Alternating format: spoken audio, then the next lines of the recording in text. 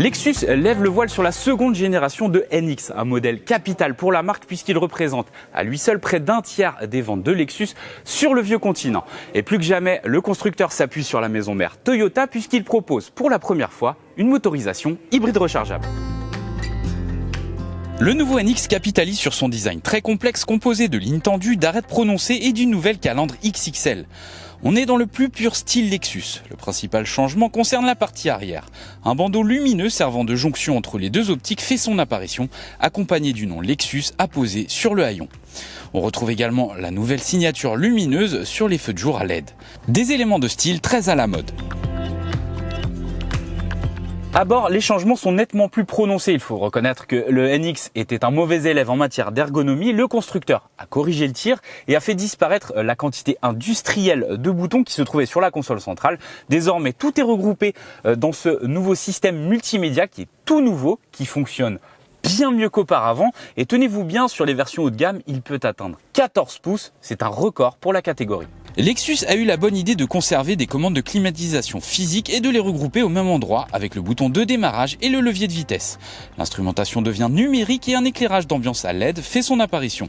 L'environnement est plaisant et plus chaud qu'à bord de ses concurrents allemands, bien aidé en cela par des matériaux de qualité tels que du plastique moussé sur les parties supérieures ou du cuir. Lexus innove aussi par son système d'ouverture de porte désormais électronique qui s'actionne par un interrupteur.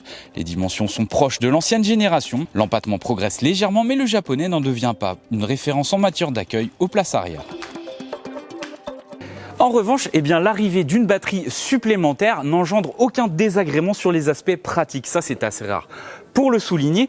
Donc, c'est-à-dire que par rapport à la version full hybride, vous aurez strictement le même volume de coffre, à savoir environ 550 litres, plus un rangement supplémentaire sous le plancher pour disposer les câbles de recharge et en prime le volume de réservoir de carburant qui réduit généralement avec l'arrivée de l'hybridation, il est le même, il est de 55 litres et tout ça c'est assez rare pour le signaler et c'est une très bonne chose.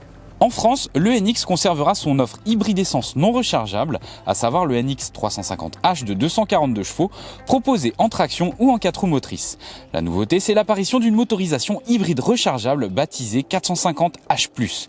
Il s'agit du groupe motopropulseur du Toyota RAV4 hybride rechargeable, composé d'un 4 cylindres essence de 2,5 litres associé à 2 moteurs électriques, un à l'avant, l'autre à l'arrière, offrant ainsi au NX une transmission intégrale et une puissance cumulée de 306 chevaux. Ces derniers sont alimentés par une grosse batterie lithium-ion de 18 kWh. Il s'agit de la plus forte capacité de sa catégorie. L'autonomie en tout électrique est annoncée pour 63 km. À la différence de ses concurrents, le NX est paramétré par défaut sur un fonctionnement full hybride, ce qui permet d'offrir des consommations en carburant plus basses de 20% par rapport à ses concurrents lorsque les batteries sont à plat. En parallèle, Lexus fait grimper le niveau de sécurité de son modèle avec de série une batterie de technologie telle que le système de précollision évolué avec une détection accrue des piétons et des cyclistes et le régulateur de vitesse adaptatif, etc., etc. Lexus renouvelle intelligemment son modèle. Le NX capitalise sur son design expressif tout en corrigeant ses plus gros défauts, à savoir un intérieur vieillot et une ergonomie complexe. Le renfort d'une motorisation hybride rechargeable, qui devrait représenter 50% des ventes, devrait renforcer la croissance du SUV japonais en Europe. Pour cela, il faudra attendre le dernier trimestre de l'année 2021.